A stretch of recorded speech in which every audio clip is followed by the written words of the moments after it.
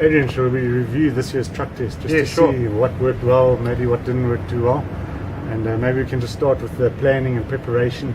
Obviously this year there was a bit of a concern when Fritz passed away that maybe we need to postpone the test or cancel it. And I think it was great that everybody pulled together and made it work. And it was great to see that you came on board. Yeah, Fritz was such a great friend, an awesome guy. So from my side it was an honour to step in and assist.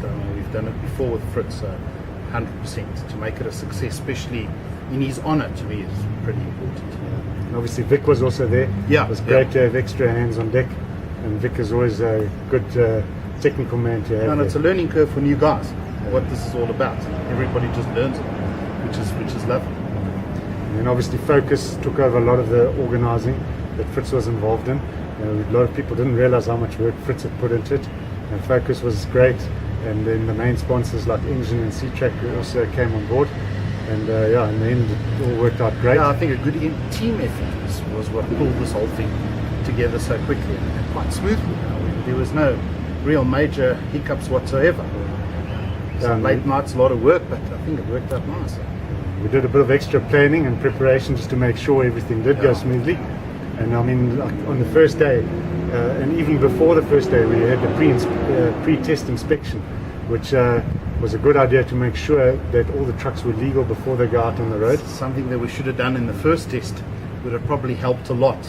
So we sorted out all the niggles and managed to sort out a couple of things, and it just makes day one of the test 1,000 times easier when you've had the opportunity to go through everything, tick off all the boxes, all the vehicles right, etc., etc. So day one started off great.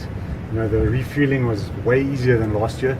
Remember, we had lots of issues last year getting the fuel tanks to the right level, and people not being able to see whether it's full or at what level we'd filled it to. This year we had those plastic pipes. Yeah, that was a good idea. That demarcating the tank, awesome idea. It just made it so much simpler. And I mean, we've refilled the trucks within about an hour. Yeah. And everybody was happy. It was nice and transparent to everyone that we filled them to the right level. Yeah. And they could all go off on that first day. Yeah, I think one thing we did learn out of day one is everybody sitting down for a lengthy breakfast before we leave. Probably not a great idea because we ended up leaving so late, but that was just another one of those learnings, which just today, on the last day, it was so much easier just to take away breakfast and off we go, get the trucks on the road nice and early. Yeah. And on the first day, we were wondering or debating what sort of speeds the guys would be running at.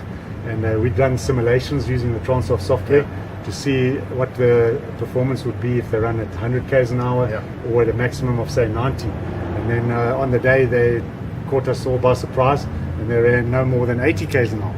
Yeah, and it just shows me that this market segment is so important to the manufacturers that everybody went and done their homework before the test.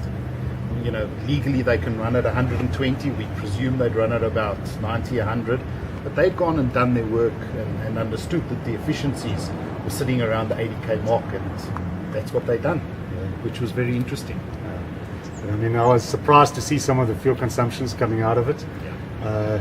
You know, we'd actually had to go back and redo our simulations at 80 k's an hour, and I mean, fuel consumptions dropped from, you know, every time you drop the speed by about 10 k's an hour, the fuel consumption drops by about 2.5 litres a 100.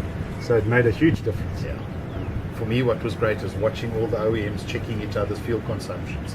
So the competitive, to understand how their vehicles are performing is so important to them. And that was interesting. And over and above it, they got along like a bunch of good mates.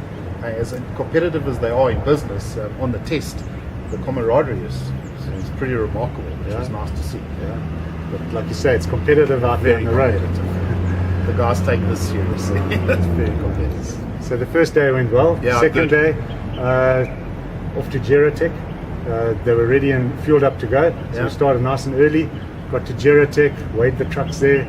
Everything ran nice and smoothly there. It was a smooth day, well organised. Geratech, great facility. So that really went down well. I think out of the end of day two, we probably find that driver behaviour had a massive influence in fuel consumptions. That was an interesting standout for me on day two. You could see some of the guys really pushing it around that ride and handling track, thinking it's a Formula One event, and other guys being a lot more conservative, and again showing our speed and aggressive driver behavior, how that influences fuel consumption. The driver, Okay. Then day 3. I mean the guys simple, went back to Belfast on an empty leg. So really pushing the limits in terms of bringing down the fuel consumption. Really interesting to see, what is achievable with a vehicle if you're running it empty and at low speed. On our last day, starting off a lot earlier, take away breakfast, get the guys on the road early, I think was a great idea. Getting back nice and early was also good. And I also think, to me, the standout of the last day was the guys learned from day 1 and applied their learnings in their driving manners and styles in the last day, which was also very interesting. I mean, we can now already start thinking ahead in terms of what we're going to do next year, and some of the manufacturers have given us some sort of feedback and ideas, and everybody's already keen to run with some maybe bigger, extra heavy commercial vehicles those next year. Some ideas have been thrown about routes, etc.